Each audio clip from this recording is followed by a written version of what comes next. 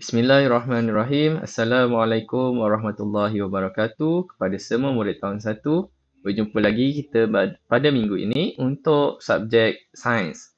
Jadi untuk subjek sains pada minggu ini kita akan belajar tajuk bumi. Okey, sambungan daripada minggu lepas.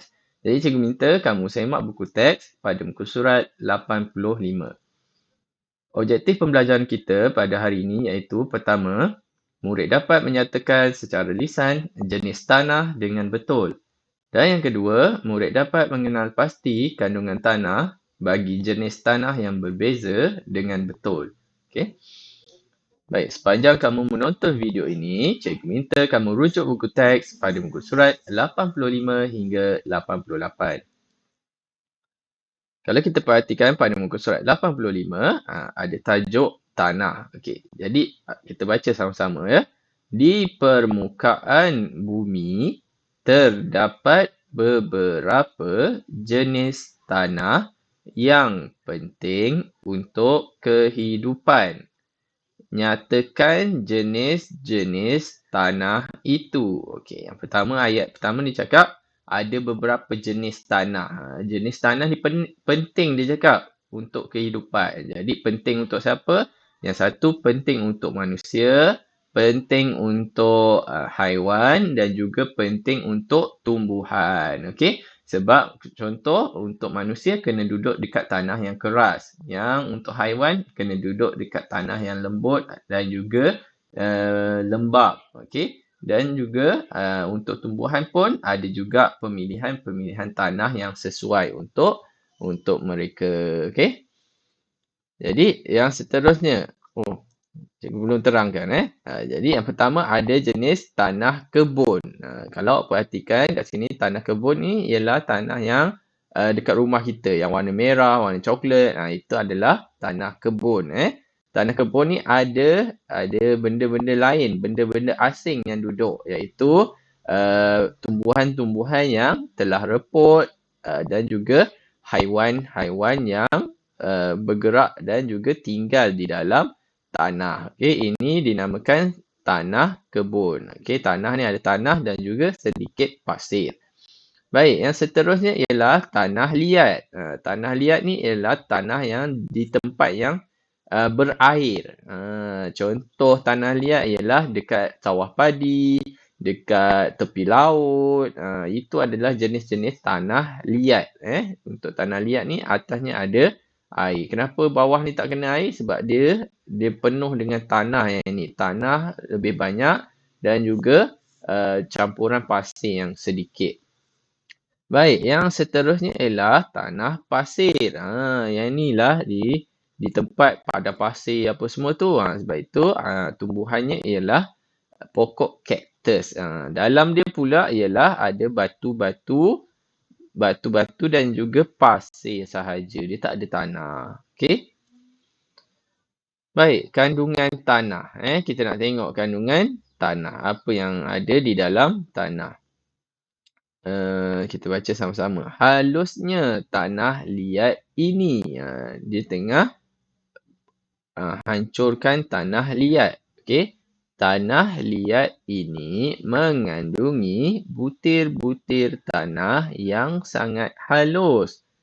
Apakah kandungan yang terdapat dalam tanah kebun dan pasir? Kat sini cikgu dah maklumkan. Iaitu tanah liat ni ada butir-butir tanah halus. Sebab itu dia bila dia bergabung dia jadi keras. Mari kita siasat kandungan tanah kebun dan pasir. Jadi tanah liat dah. Lepas tu kita akan tengok tanah kebun dan juga pasir pula. Okey. Apakah perbezaan kandungan tanah antara tanah kebun dengan pasir? Okey, tanah kebun mengandungi butir-butir pasir, batu-batu kecil, tumbuhan dan haiwan yang reput. Dalam tanah kebun ni ada macam-macam. Ada pasir, ada batu kecil, ada tumbuhan dan juga haiwan yang reput. Okey, itu untuk tanah kebun. Sekarang kita tengok pula tanah jenis pasir. Pasir mengandungi butir pasir dan batu-batu kecil. Kenapa dia tak sebut tanah? Tapi dia sebut pasir sebab dia tak ada tanah langsung di dalam dalam kandungan dia tu. Yang ada tanah tadi iaitu tanah liat dan juga tanah kebun. Okey. Jadi pasir cuma ada butir pasir dan batu-batu kecil. Okey, kita tengok kat sini Ini salah satu aktiviti yang awak boleh buat. Kalau awak ada masa lapang, awak ada bahan-bahan ni, awak boleh buat di rumah untuk kajian awak sendiri. Baik, kita kena ada botol dan juga jenis-jenis tanah yang dia nak kat sini. Dengan air yang awak ambil lah air dekat mana-mana untuk cuba tapis dia.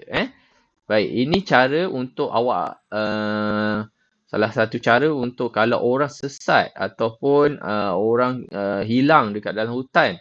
Okey, jadi macam mana dia nak dapatkan makanan ataupun dia nak dapatkan minuman yang bersih dekat tepi laut ke dekat tepi sungai ke, macam mana dia nak dapatkan minuman yang bersih, iaitu dia buat penapis air. Buat penapis air macam kuku tu, macam kowe, dia buat penapis air. Penapis air semula jadi. Okey, hasilkan penapis air ringkas menggunakan batu-batu kecil dan pasir seperti gambar di sebelah. Uji penapis air menggunakan air yang keruh. Jadi kena guna air yang keruh. Lepas tu adalah susunan-susunan batu dia. Baik, yang pertama kita kena letak bawah sekali, letakkan kain kasa. Kain kasa ni kain yang halus lah untuk dia tapis yang terakhir. Baik, kemudian letak batu yang besar-besar, kasar-kasar. Yang seterusnya batu kecil, pasir halus dan akhir sekali pasir. Kalau awak tengok penapis air, ada juga sebenarnya dimasukkan batu-batu begini untuk menapis air tersebut. Itu cara penapisan secara semula jadi. Okey? Baik, sama-sama kita ingat balik apa yang kita belajar dalam tajuk bumi ini. Iaitu yang pertama kita belajar mengenai bentuk muka bumi. Ada 8 bentuk muka bumi, iaitu gunung, pantai, bukit, lembah, sungai, kolam, tasik dan juga laut. Ni yang minggu lepas kita belajar. Baik, yang seterusnya ada 3 jenis tanah, iaitu tanah kebun, tanah liat dan juga pasir.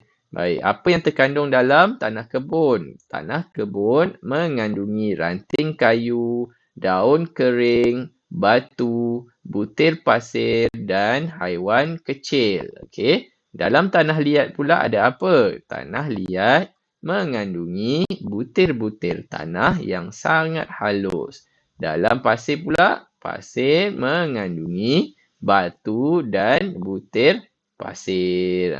Okey, jadi awak kena ingatlah apa yang sudah kita belajar sepanjang 2 minggu ini. Okey? Baik, untuk tugasan pada minggu ini iaitu murid diminta untuk melengkapkan tugasan dalam buku aktiviti muka surat 59. Okey? Kita baca sama-sama. Asing dan perhati. Namakan jenis tanah berdasarkan kandungan yang terdapat di dalamnya. Ni ada tanah ni. Kemudian dalam dia ada ranting kayu, ada daun kering, ada batu kecil dan juga haiwan kecil. Apa nama tanah ni? Ya, tanah ni ialah tanah kebun. Bagus. Baik, yang seterusnya iaitu dia ada butir pasir dan juga batu-batu kecil. Okey, jenis tanah apa ni? Ini adalah pasir. Okey, yang seterusnya butir-butir tanah yang sangat halus.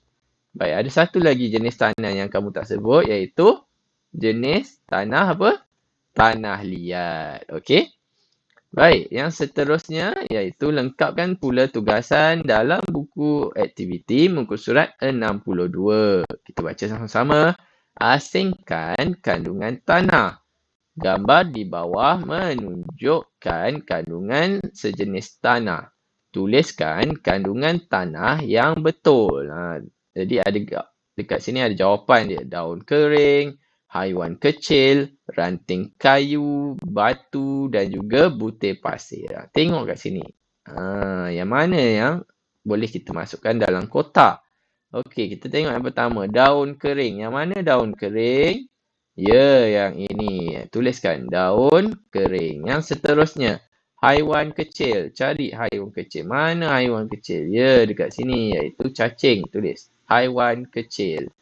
Yang seterusnya, ranting kayu. Mana ranting kayu? Ya, dekat sini. Tulis.